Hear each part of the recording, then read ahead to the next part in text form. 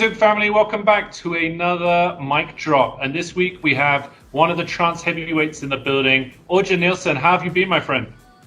Hey, thank you for having me, first of all. I've been what you called a little bit stir crazy because, well, I mean, you're stuck at home after being touring for 15 years. So here I am getting to know myself in ways I didn't know was possible. Yeah. So what have you been doing? I mean, everyone's been doing different things. I spoke to Mark recently. Mark Sixman's been making music. I speak to other people who have been learning how to cook. Other people have been trying new languages. What have you been doing during MCO? Well, to be fair, like back in the days when I was a youngster, I used to be a gamer, so I tried to catch up on some games. And I realized I might not be as tech savvy as I used to be. So I get kids about 14, 15-year-old that beats my ass on every single platform. So I just realized that wasn't the way to go. So yeah, I've been making a ton of music. I have started up my own radio show.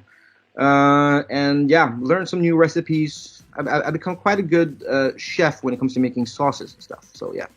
Hey, that's pretty cool. Gaming and DJing are very interlinked. I was talking to Mark about this, and we know that Armin's a big gamer. Ruben Deronda is a big gamer as well. And we're looking to do an event which would be great to have you involved in next year, where we're going to bring a few DJs in. We'll do like a contest online, a gaming contest where fans can come and compete, and then we obviously do an after party afterwards. But it seems to be like a natural link.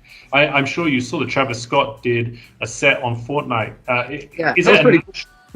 Is it a natural progression for you to get into gaming, or was it just something you grew up like I did, playing Call of Duty or FIFA or anything else? Well, yeah, I've always been a huge fan of FIFA, and I'm a console gamer, so I'm not too much on the PC. It was just cheaper back in the days. And it's how to put it? I think every producer is a natural born geek. Like I already know that like I spend way too much time learning stuff in the studio, which obviously is good for me though. But yeah, I think there's a connection there because let's face it, if you're a gamer, if you're a producer of anything like computer stuff, you're a geek if you like it and thoroughly enjoy it. And I do. Like I really enjoy learning stuff, and that's also like includes games. I just realized like maybe when I'm like pushing 40 soon, it's maybe I'm not at that age anymore where I can really like excel in that world. But yeah, so it's but FIFA, yeah, I'm still quite capable at FIFA, I would say. I have kicked a few DJs' ass online. I'm proud to say. Spill the beans. Who? Oh, there was this guy called Daniel Van Roy. He tried to beat me up, beat him 5-0, I think. That was pretty cool. I did give him hell for that for a few weeks. And there's this guy from Indonesia who is sort of my like artist liaison when I'm there. I always try to beat his ass when it comes to FIFA, and you know, you have this different like training stuff and everything on FIFA, and you get like points for it. And whenever I see him on top, I need to beat it. So I'm always come up on top. Yeah. So yeah. I grew up playing FIFA as well, and once I get into the mode of it, I love it. I'm a bit of a long ball specialist, I got to be honest. Oh yeah. Yeah. Okay. A long through ball, and then you pick a team that has super fast strikers, and then it's almost a natural that you'll get a one-on-one. Yeah, exactly. Yeah. I think I'm more of I'm the counter attack kind of guy on the sides. That's been my forte the last few years, and especially I'm a Liverpool fan. I'm a huge Liverpool fan. So obviously now having Sadio Mane and Mohamed Salah on the sides, I mean, I can beat anyone with that. Wow! Big talk. Well, I'm definitely going to take you on, and I mean, people will be excited to hear. We're definitely planning on bringing you out to Malaysia as soon as we get lifted from this. We would love you to come and play a set. It's been something we've been discussing for some time. But when you come, I'm sure you'll be playing some new music. Have you been creating some new music during this downtime? Oh, a lot of new music, a lot of new like remixes, a lot of. I actually revived an old project of mine called DJ Governor. So the first track I made in 10 years with that moniker, and it ended up on A State of Trance with Armin, like on the compilation. And I have a ton of new vocals. I don't know what it is. Like maybe it's I don't know, age thing, but I kind of like I'm really into vocals at the moment. And it's like I just love the combination of trying to make a melody and a production fit with like a beautiful voice. So I have a lot of demos that I've gotten from people, and yeah, I'm pretty sure. Well, 2021 is going to be jam packed with tracks, both from me and probably everyone else who produces music. So yeah, it's going to be fun. It's pretty.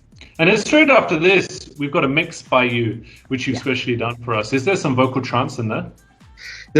There's quite a few actually, and also I don't know. I had this thing. I've always had this thing. It's been something that I've had since I was like 16, 17. It's the fact that I never limit myself to one type of style. So it's like if I like a track, I'll play it. Like I even have some like tech house thing in there with a commercial touch, and then I have new Armin, for example. It's a really cool one. It's called Punisher with the Fathom. So I think I'm kind of all over the place, but I think I do it in time, if you know what I mean. So it doesn't sound out of place. No, that's pretty cool because I see that. I'm a massive trance fan. I grew up a massive trance fan, but I've also my partner took me to Sonar to watch Solomon and Maceo Plex, and I found that move into techno, once you love trance, is very easy because they both have similar styles, they both have similar speeds, and also you can get beautiful vocal elements inside. And Marcus, when he came and played here, Marcus Schulz, can also move into what he calls into the rabbit hole with tech tunes as well. And I think that's an awesome crossover to do because if you love the journey of trance, you'll love the journey of techno as well. Yeah, I think for me, it's like I've always had this thing in my head where I want a party to progress, if you know what I mean. So when I'm playing, for example, it's just like at points I want to be surprised if somebody's playing. That's why I remember back in the days, one of the guys that really always got me going was Sander van Doorn, because you never knew what it was going to play.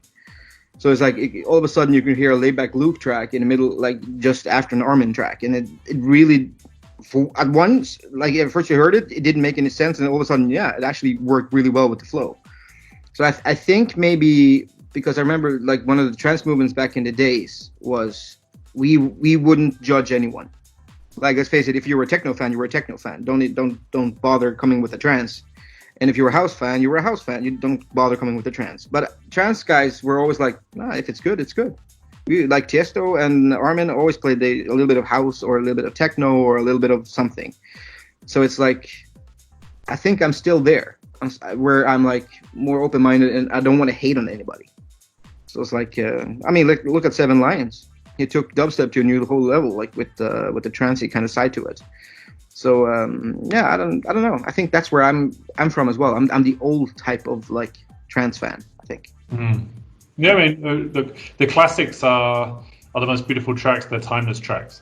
So yeah, if you're an old trance fan, then you look at Robert Miles, you look at even Adagio and Strings. It's like those things will never ever go out of fashion. ATB Till I Come was a tune when I was at school. I'm the same age as you. We're both old men. So I remember I was 16 when ATB Till I Come, because I was at like a illegal disco, and that tune I still listen to now gives me goosebumps. Yeah, to be fair with you, like I remember I was playing with him at EDC Vegas. I think maybe I was 14 or 15. I can't remember. And he was playing before me, and he just added the main melody of 9 p.m. Till I Come, like on a whole different track. And I just remember I was yelling just as loud as anyone in the audience as soon as he did that. I just completely lost it. He didn't play the actual track, but I really wished he did. So yeah, I'm there as well. I also loved. Do you remember Isla? Yeah, of course. Yeah, that was also my jam. So I was a huge fan of like ATB, Isla, obviously Tiesto and Armin as well. So it's just like. It's and Paul van Dyk, I think, was a huge guy at the time, Foreign Angel, and he also started using like Norwegian vocals and stuff. It was actual Norwegian vocals, not just a Norwegian singer, but he used it in tracks, and I was just like, wow, that's pretty cool. I didn't even hear it in the first couple of years, and all of a sudden I realized, okay, it's Norwegian. It's amazing. Paul played here last year, and he played for an Angel, and we had friends who came over from Singapore. It's just a short hop to come down. And I just remember everyone erupted as if, I guess it's like, for instance, people of our parents' generation hearing a Rolling Stones track. You've grown up with it, you know it, and then you get thrown back into memories from years before. But that's amazing. Yeah, I think probably that's the biggest change when it comes to DJ sets. It's more of a concert, if you know what I mean. I mean, the technique is still the same, like mixing tracks and stuff. But when an artist there is standing there and playing, like hearing Armin playing Shivers still gives me shivers. So it's just like, I don't know. It is a concert, you know what I mean? Like if you don't play your biggest hits, then why are you there? That's always been my like, the thing when it comes to DJs. If I didn't hear like my favorite DJs play their biggest hits, I was just like, I felt a little bit disappointed, a little bit let down. So yeah, I think it's the same as my mom and dad as well. Yeah. So you're a huge Liverpool fan. Obviously, Liverpool should. I mean, I have no contestment to this. I'm a Fulham fan, and we're in the league below. We're currently third, so we're still in a playoff situation. But I hope Liverpool do win the league because then Fulham will be promoted or get a shot at promotion. So, favorite Liverpool player? Of all time, it would be, for me, a contest between two, Robbie Fowler or Steven Gerrard. Not even Ian Rush. Not even Ian Rush, actually, no. When I was about 7 or 8 years old, then I was a full-on Liverpool fan. I started liking them when I was 6, I think. Basically, my whole family was Liverpool fans. And then Ian Rush was there, but then Robbie Fowler came into the picture as this youngster who was he had a fantastic technique, pace, and the ways he just finished off the goals was just insane. It was new. So I became a huge fan of him, and then obviously Liverpool just took completely over. And then Steven Gerrard came over, and who was Captain Fantastic, and I don't know, it just ended up being those two. Yeah, I know Ian Rush is an amazing guy, but he was a little bit ahead of me before I could really appreciate it, if you know what I mean. Do you know what's criminal is that people like Jamie Carragher and Robbie Fowler and Steven Gerrard won a Premier League. I mean, it's criminal because you're right; these guys were superstars. But yeah, I'm going to wrap it up for you because you're a busy man, but we really appreciate the time. I just want to bounce some content off you. We always do this with the guys and get your automatic feedback, and then learn a little bit more about Orjan. Your dream collaboration.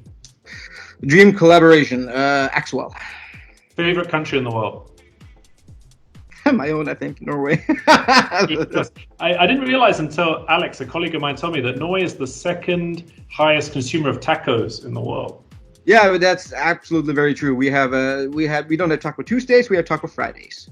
And your favorite taco contents are?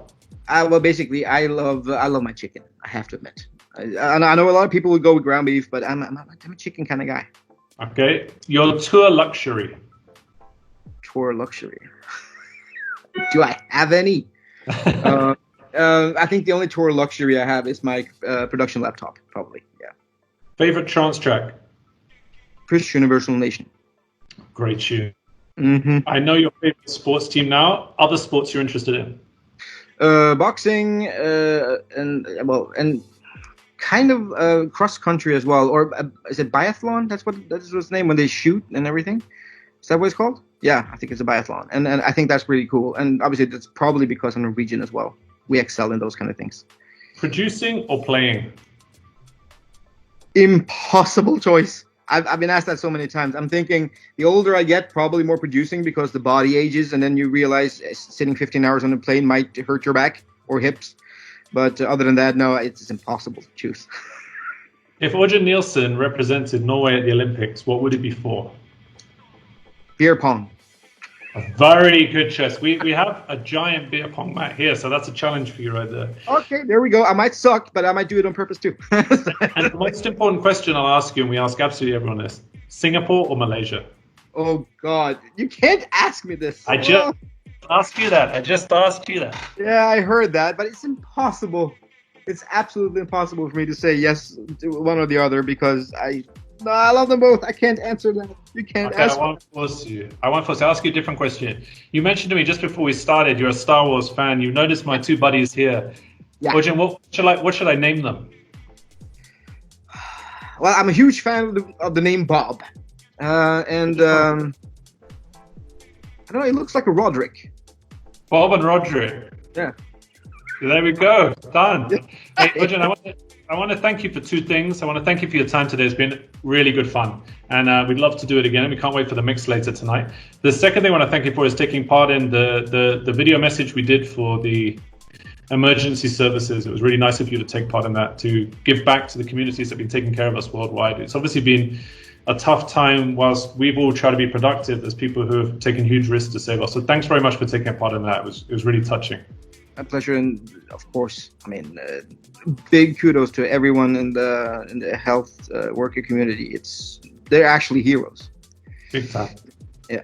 Well, Orjan, we can't wait to see you in 2021. And I can't wait to. We have beef tacos, chicken tacos here, so I'm going to treat you to that. We have giant beer pong, so that challenge is there. And beforehand, I'm gonna hit you up for FIFA, man. I can't let this one. Two 37-year-olds challenging each other, putting the kids to one side. It's got to happen. Okay, so Liverpool against Fulham. Yeah, it's very uneven, but I'll take it on. I'll take it on.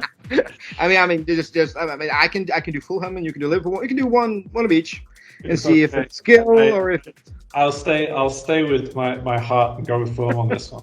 Orjan, I really enjoyed myself. Thank you so much, and we can't wait to speak to you soon. I'll be back whenever you want me to. Take care, my friend. Cheers, bro.